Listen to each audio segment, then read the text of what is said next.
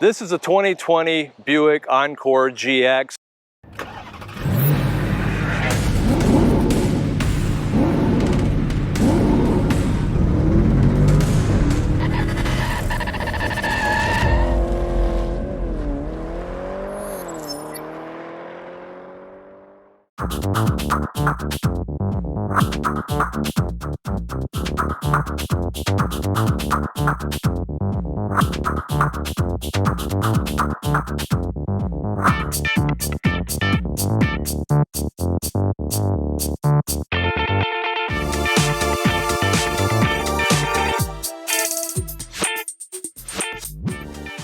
Hey folks, I'm Rob. And I'm Nathan. And we are Two Guys in a Ride. Say, Nate, what are we taking a look at today? Rob, today we are taking a look at a 2020 Buick Encore GX with the ST trim level and all-wheel drive. That's right, but before we do, if you want to keep up to date with all the new cars, trucks, and SUVs, and you want to know how to operate all the technology that's built inside of these vehicles, plus you like cool collector car stories, take a moment to hit that subscribe button down below and ring that bell notification up above so you never miss a video. That's right, so what do you say, Nate?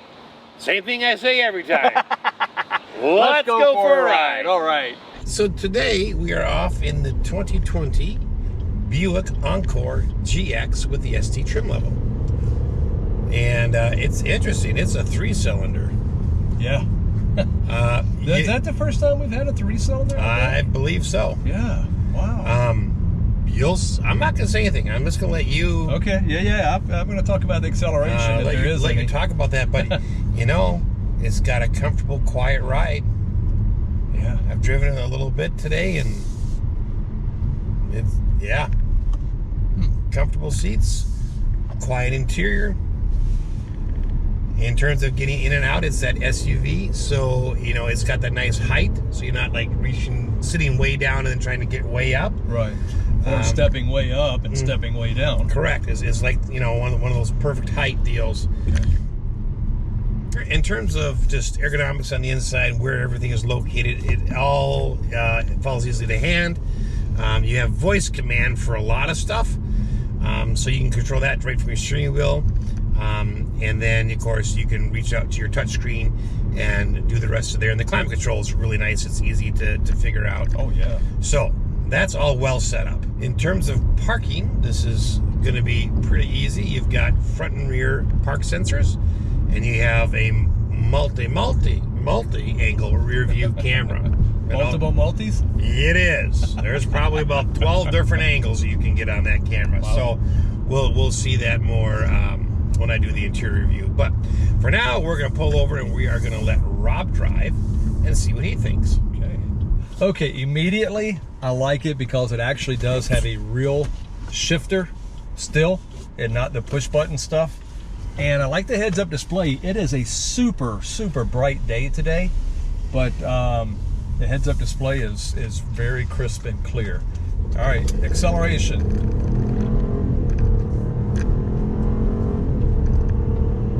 It pulled well enough that I would feel comfortable merging onto the highway or getting out of picking up speed to get out of a bad situation or something like that. It's very quiet in here. You know what? I think I'm going to go on the highway here. Let's see what it sounds like at highway speeds. Boy, that turbo kicks in pretty quick. Yeah.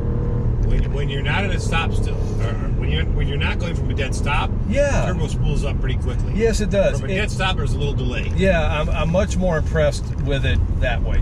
I like the speedo and everything down here. It's really clear, very legible. I like all the layout.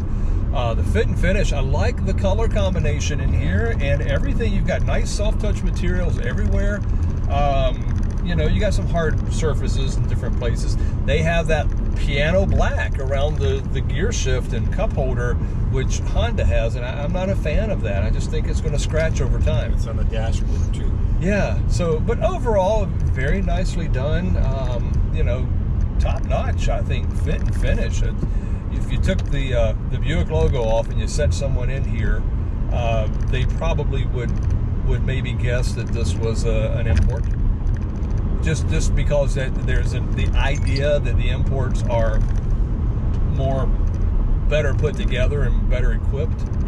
But yeah, it's pretty. It's very nice looking. It's very pretty in here. I like it. I like the color combination. Yeah.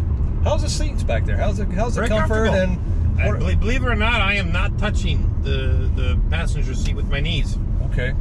And I had that passenger seat up to where I was very comfortable and had plenty of room up front. So, okay. And we always try to leave it that way so we give a fair representation.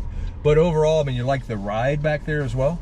Yeah, yeah, it's comfortable. What about space, room, you know, side to side and all that? You know, yep, you know, it's great for 2 people. Yeah. Fitting 3 people back here would be tough. Oh yeah, I'm sure it's not a 3-person side-by-side back there. But again, this is a small SUV. It's just right above the size of the Encore, which is their smallest, and it's right under the size of their the Buick Envision, which is their midsize. So, you know, Buick's really coming out, and they've got several tiers of their SUVs now. So it's kind of cool. But I'm surprised that little 3-cylinder it's peppy. I thought so. Yeah. All right. So anyway, coming up next, my exterior review, and then later Nathan will take you for a tour on the inside, and then after that, he's going to cut a full video on the driver instrument panel and infotainment center to show everyone how to use all of the functions and gizmos that are and technology built into this vehicle. So keep watching.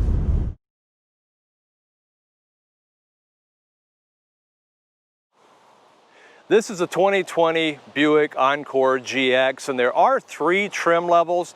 There's the Preferred starting at $27,095, the Select at $28,695, the Essence at $29,495. This is a 2020 Buick Encore GX ST with all-wheel drive, presented here in White Frost Tricoat with a Whisper Beige interior, and it is stickered for $37,490. Now, it's powered by an ECOTEC 1.3-liter 3-cylinder turbo engine, and it produces 155 horsepower and 174 pound-foot of torque. It's driven with a continuously variable transmission, and it has all-wheel drive with driver select mode. Now, out front, you do have the IntelliBeam auto high beam LED headlights with auto on and off with delay. It also has the LED daytime running lights. It has LED front fog lights, and it has the body colored bumper with the gloss black lower trim and fog light trim as well. And I really do like the red accents that are on the ST version. You get the black gloss grille with a chrome strip and the Buick emblem in front. And up top we have solar absorbing laminated acoustic windshield, and it does have front intermittent wipers with pulse washers. Let's take a look around the side. Okay, and this does have McPherson struts with coil springs up front and a torsion bar with coil springs in the back. Now this does have 18-inch machined aluminum wheels with high gloss dark Android pockets, and they're wrapped in 215 55R18 all-season Blackwall tires. Now, it also has four-wheel anti-lock brakes with 11.8 front and 10.6-inch rear rotors. It does as well have outside heated, power-adjustable, body-colored and manual folding mirrors, and it has body-colored door handles, and I really do like the chrome strip in between. And as you notice, it does have the chrome upper window molding, and it has the black belt line and blackout pillar moldings as well. I like the body colored wheel arches, and it also has the body colored rocker panels. And you see it's got the nice matte silver roof rack bars up top. I really do like the cut lines on it. I really like this hip line back here and the nice crease. And you see it does have a lot of nice flowing lines, and you know all those are just right for aerodynamics. So let's take a look around back. Okay, out back, this is a power lift gate. It does have a heated rear window. You do also have the LED tail lights. You've got a multi-angle rear view camera, and it does have the body colored bumper and the black and red strips down below. Now inside, the cargo area behind the front seats, as you see here, is 50.2 cubic feet. Second row up, 23.5 cubic feet. Cargo length to the front seats to here, 63 inches. Second row to here, 29 inches. And the cargo width at the belt line, 37 inches. Cargo width at the wheel housings, 41 inches. Cargo height from the floor to the ceiling is 28 inches, and then the cargo floor to the ground at the sill to the ground is 31 inches. Now, some of the safety systems on this vehicle are automatic emergency braking, available automatic parking assist with braking. It does have a following distance indicator. It has forward collision warning alert. It has front pedestrian braking. I really do like that for driving around communities and things. It does have the lane change alert with side blind zone alert. It does have the rear cross traffic alert. It has StabiliTrak electronic stability control system with traction control and lots more. Some of the packages available on the Encore GX are the Advanced Technology package, the Convenience package, there is a Black Roof package, there is an Experience Buick package, there is a hands-free liftgate package, which this version actually does have, and then of course there is the Sport Touring package, which is the ST trim, again, which is what this vehicle does have. So let's talk about the dimensions. Okay, overall width 71.4 inches, front track 61.1 inch, rear track 61.9 inches. It does have a wheelbase of 102.2 inches, overall length 171.4 inches, and it has a height of 64.1 inches. You see, it does have a pretty decent ground clearance of 7.5 inches. Maximum towing is 1,000 pounds. It does have a turning diameter of 36.7 feet, and it has a fuel tank capacity of 13.2 gallons. Now, let's talk about our spade scale. Safety, well, safety is first, and the National Highway Traffic Safety Administration and the Insurance Institute for Highway Safety have not yet released crash results on this vehicle. It is brand new for 2020. However, performance is up next. 0 to 60, 8 seconds. Not bad for a little 3-cylinder turbo. Appearance, well, with the black and red grille and the clean character lines, the Encore GX certainly does resemble a 3/4 scale Buick Enclave, and that's not a bad thing. Dependability, bumper to bumper limited warranty, 3 years, 36,000 miles. Powertrain and drivetrain limited warranty, 5 years, 60,000 miles. There's also a roadside assistance program of 5 years and 60,000 miles. And then finally, economy. 26 city, 30 highway. Not bad, it's a decent size SUV and it gives you pretty good fuel mileage. So, you know, in summary, Buick currently offers several attractive crossovers, and the all-new Encore GX is on the smaller end of that spectrum.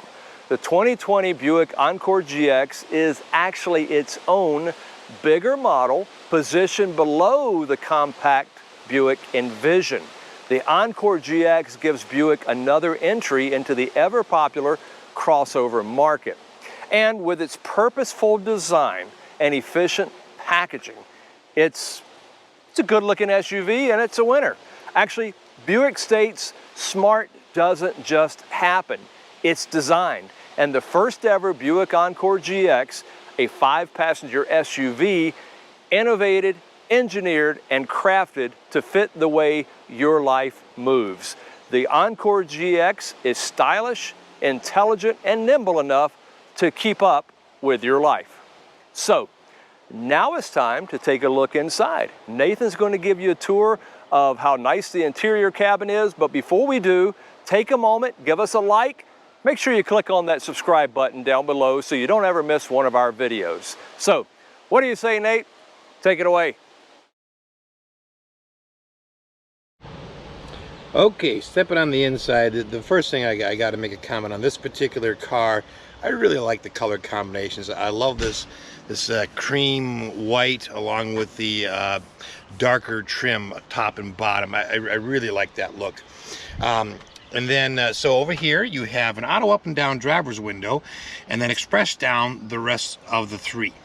You do have a window lockout button, and then your mirror controls here, left and right, and they are manually folding. You have your unlock buttons up in here, and then you have your two-person memory setting right here, as well as your easy exit button. Down here, you have a very deep storage. Could be a little hard to get your arm into there, but the bottle holder is very deep and would work very nicely. Okay, up here you have your tailgate setting. So you can have it max, 3/4, or off. Okay, the seats themselves, again, you're going to see this color combination I'm talking about. I just love that darker along with the cream white.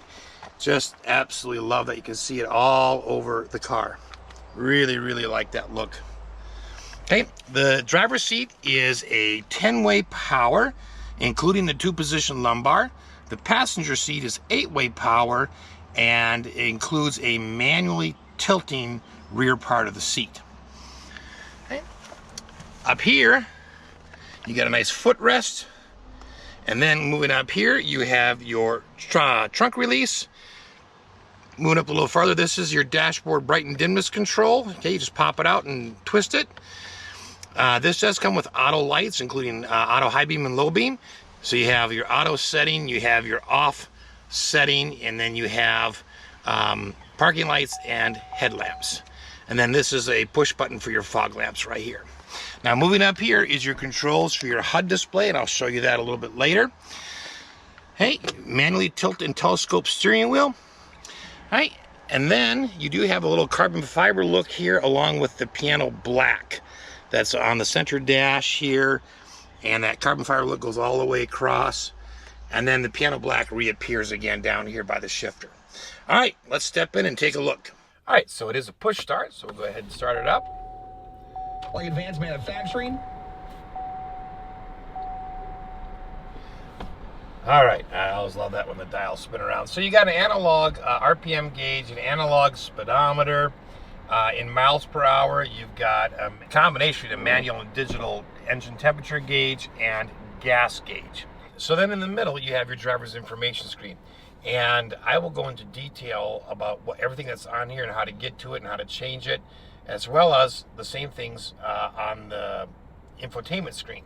But that'll be in a separate video, so if you want detailed information, click on the link above. All right, for now, this is your 4.2-inch driver's information screen. And real basically, if you use the left-right arrows that are on the right side of the steering wheel, you will notice that you get, we happen to be in the home position right now. Okay, then we get information, then we get media, then we get navigation, so turn by turn would show up here. You get phone, and then you get settings. And anytime you see a little white line here, you can scroll through more options on that same page. Okay, so that's basically what's there. You also have your compass down here. You have your adaptive cruise control. This is fully adaptive cruise control on this one. You got your miles to empty. You have your indicator for 2-wheel drive or all-wheel drive. So you can actually leave it in 2-wheel drive. And then you have your gear selector indicator over here. Okay, moving back a little bit, you've got your turn signal stock, your brights, and then of course your part of your auto light system right here. Okay, over here on the right is just your windshield wiper controls, front and rear. On the left side of the steering wheel, we have your cruise control. So again, you just turn it on by clicking here, and then the icon appears on the dashboard. And if you don't want it to be adaptive, you want it to be regular cruise control, just click this once and it switches to regular cruise control. Okay, and then if you want it all the way off, you just click that again and it goes all the way off. Set and resume. Now that's just with this this rubbery button in the middle. Down is set, up is resume. And here you have your gap setter for your adaptive cruise control. Okay. Over on the right side of the steering wheel, you have your voice command button. You have your phone off. And then you have the controls, left, right cursors, and then up, down, roll, scrolling wheel for the driver's information center. All right, let's move over to the infotainment screen. Now, on the infotainment screen, this is an 8-inch screen. It has 6 speakers. It has Apple CarPlay, Android Auto, XM satellite, Bluetooth, of course. And then there's an auxiliary plug-in, like a 3.5 millimeter jack. I'll show you in a little bit. Very nice sound system. So the way, real basically, you get these icons right here. There are no physical buttons except for right here. You got a power on off. You got a rotary volume. You got a backwards and forwards in case you want to skip to the next song in Pandora or go to the next radio station. You do have a physical back button, and then of course a home key. Okay, home brings you to this split screen where you have basically your media, your phone, and then navigation showing. Okay. These little icons under here are all shortcuts. If you want to go straight to your media, click on that, you get media. You can go through your sources over here. You can tune here, do all sorts of stuff, and we'll go over that more in the detailed video. Got your phone right here, your navigation right here, and then of course, even though you have physical controls for your climate, you can use the infotainment screen as well. And at the bottom, it tells you the outdoor temperature, the time, and your what kind of a signal you're getting on the 4G LTE. Coming down, you have your dual zone auto climate control, and the left screen will show the driver's temperature and the fan speed with these little dashes. And the right side just shows the passenger temperature. Hey, you have a physical sync button, which I'm really a fan of. So if I push that, everything syncs together. The minute you rotate this dial, of course, the passenger side unsyncs and does its own thing. Okay, you have your fan speed, you got your different modes, you got your defrosters. This does come with 3-stage heated seats in the front on both sides. Okay, and then you have, of course, your auto climate control, on off for the whole system, and the AC on or off, and then your recirculatory button. All right, moving down a little bit below, you've got 2 USBs. You got a USB-A and a USB-C. Okay, and then your 3.5 millimeter jack, as well as a 12-volt outlet plug-in. And this is where you would connect into your Apple CarPlay or Android Auto. Okay, moving on down a little bit, you have got a couple of buttons. Traction control on or off. This is your lane keeping assist button on or off. This is your button to put the vehicle in all-wheel drive or take it out of all-wheel drive. And this is the auto start stop defeat button. Hey, the gear selector, I do like it's not a push button. Okay, so you just got, it's just a traditional shifter. Okay, down here you have electronic parking brake. You have some very nice cup holders.